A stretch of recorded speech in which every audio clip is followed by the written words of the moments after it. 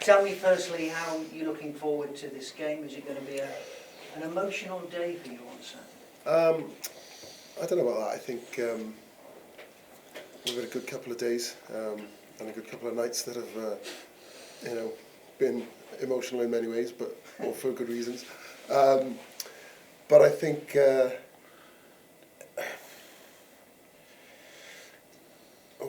is going to be emotional by the sounds of it, isn't it? It's been a long time coming. Luke said it was, what did you say, it was 15 years? I was actually 18. So yeah, I've been chasing an egg for a long time.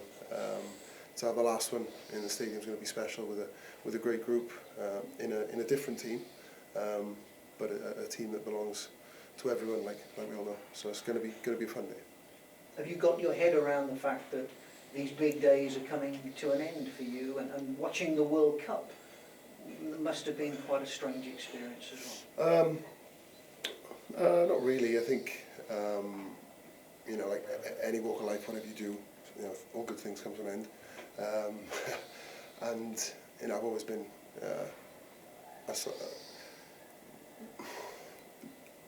safe in the knowledge that I knew that was going to happen.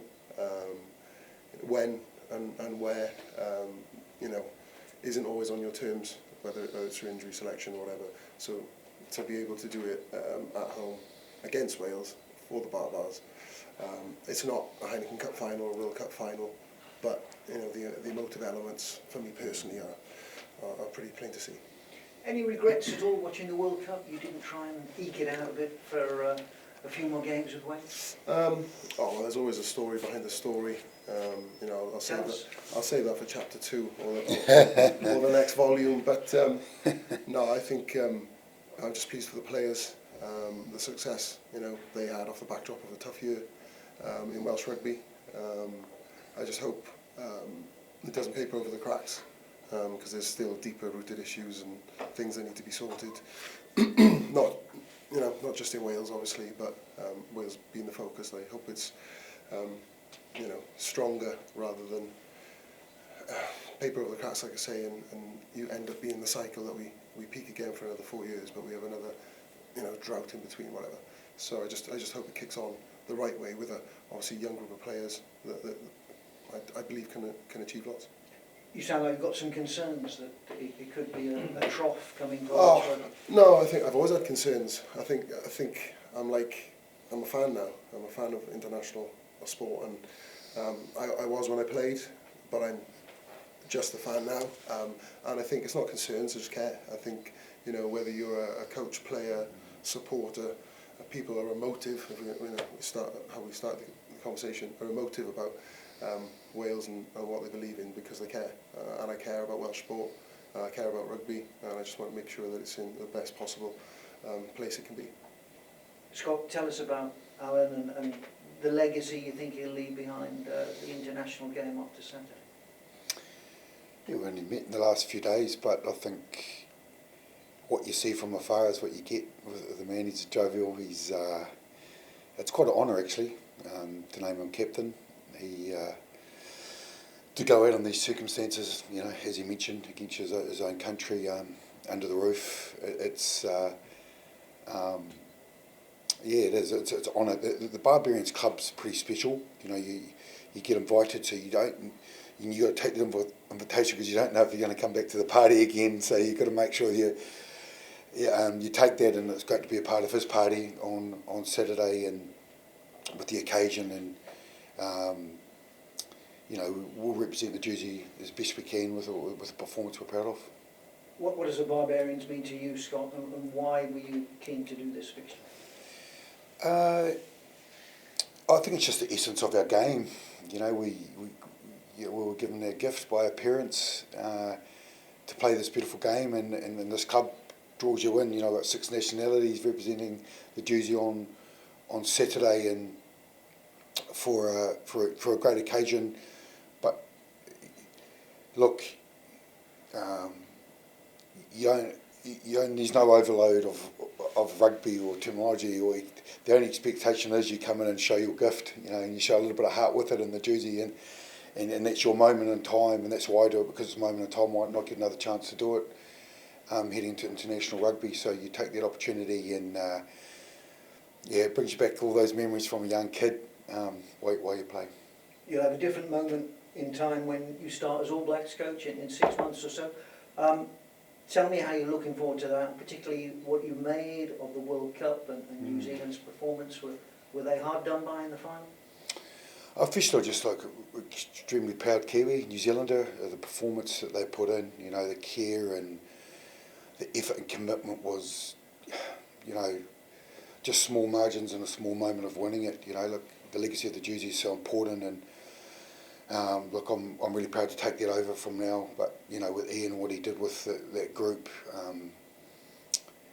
the management group, the coaching group, and the players, and how tight and how close it was. You know, he did a remarkable job, and we're really proud. And look, I'm really proud of all their efforts. Just so close. You know, that sport. Did you think some of the big calls perhaps went against New Zealand? Oh, look, it's not for me to comment on, so yeah. Good question, though.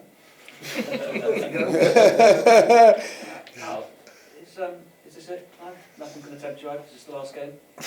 Oh, definitely Wales. Obviously, I've got another 2 weeks after the weekend in Toulon, and obviously it was a short thing for the World Cup period. And there's no murmurs about me continuing after that, so that'll be me. I'm just really it's funny, grateful that Toulon gave me the opportunity. I know I definitely haven't had the impact that some players had there or achieved what they've done there, but I think I actually never thought I'd go to France having that little bit of opportunity to do that. I think it's been invaluable for me from a point to validate certain things in my career, and for the family. So I got a huge thanks to Toulon for giving me that opportunity. What do you miss the most? About rugby? Rugby? Well, I miss the most. I think everything. I think I enjoy the routine. I enjoy the players. I enjoy the camaraderie. The challenges of winning games. It's funny. It's probably changed a little bit as I've got older. I enjoy seeing. Not that I want to become a coach before anybody asks me, but I've got to say, I enjoy seeing guys come through, and there's a couple of guys you've seen come through the academy, play for Wales, play for Lions, and I'm like, take pride in seeing people like that come through. I'm not the only one finishing something on the weekend. You've got pens and tips as well. You see guys come through and you share big moments, and like Razor said, when you're in troughs on and off the field, you learn a lot about people and yourselves, and it's just this. It's not just one thing in rugby. It's everything for me. What's just a word on Justin typically Penny, that representing different things, but just to be able to share that on Saturday afternoon with them. Yeah, but I think different things. But we've played in something again. Played in great games together. To be able to share an occasion like the weekend, I think is special. I think you look at Penn's, one of the most professional. Gifted kickers in the game scene, tips pound for pound. Probably, if he's a Swiss Army knife of rugby player, you could put him anywhere. You probably wouldn't want to go in the front row, but you could probably put him there. There's not much he can't do with the ball. It's just, for me, tips is up there with Shane in what he can do to a game. But yeah, it's going to be a great day. What next for you? Me. Try and catch up with the kids because they're growing up too fast. So try and make up for the last 8 years that I've probably been too far away. So get them a bit closer.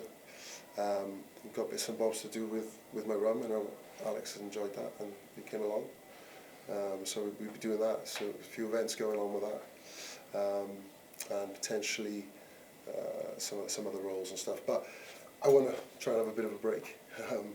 When you get on hamster wheel, it sometimes keep spinning even when you think you're having a break. So I want to try and be clear of a break and then assess what I'm going to do.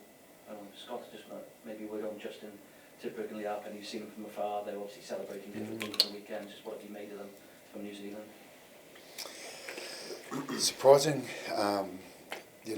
tips to like his skill set, hey, and his line out work and how quick he is, and you know his hops is quite impressive. Reminds me a little bit of Kieran Reid in that regard, just his explosiveness, and he's pretty laid back. You don't get too much out of him, except after a few beers, really. One the other night, he was peaking. It was, yeah, it's really impressive. Yeah, impressive. Just a word on Lee. He has been linked to the Crusaders. If you did go there, would he be a good fit for that side? I don't know Lee personally, but yeah, it would be a good match.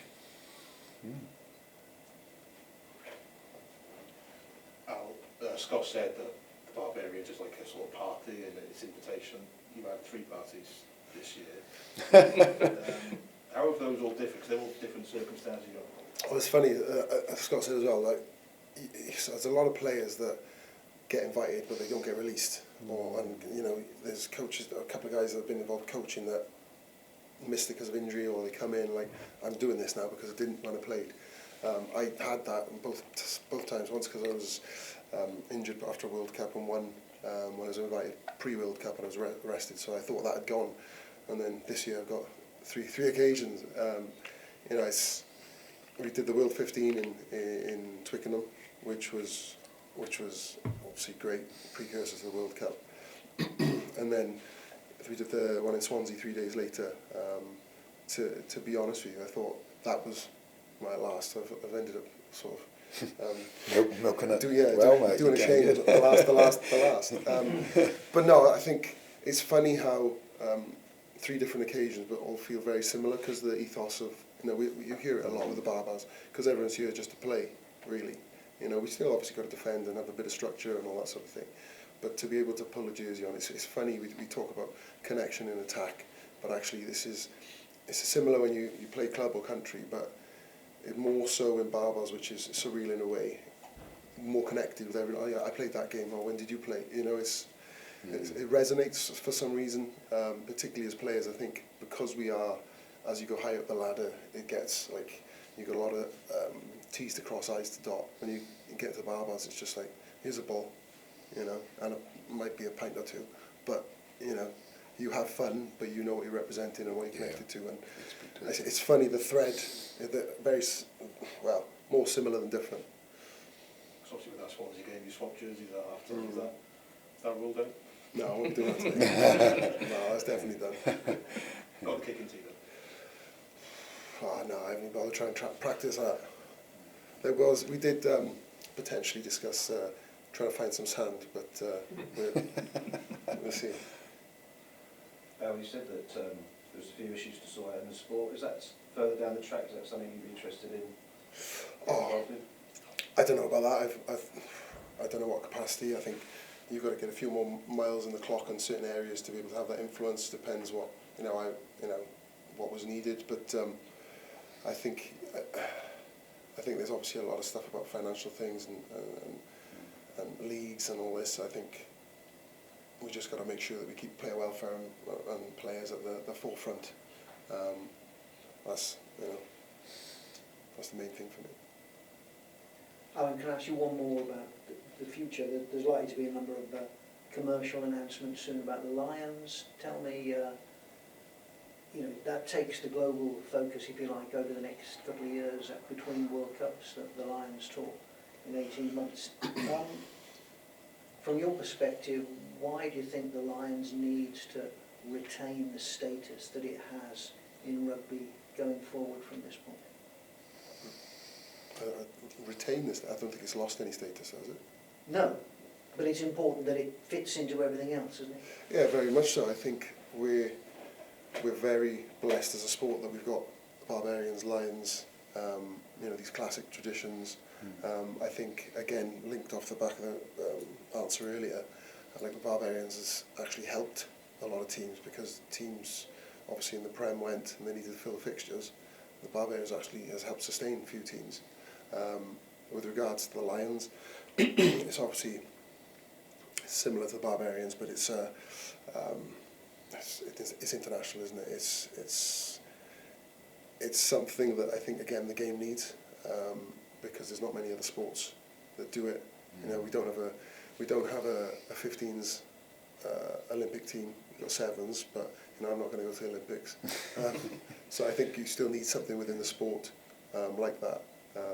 And I think, again, I'm not old school, but I think, well, I am old school in some ways, but I think those classical, traditional teams are needed. I think it gives a focal point for sport, and you know, something for players and supporters to aspire to and follow. And some of your best memories as a player? Yeah, some hard ones as well, but yeah, they're all memories now. That's it. Thanks. We all done? Can you just put into words what it's meant to run out on that stadium for so many years? I'm okay. I've done that already. Cheers, thanks.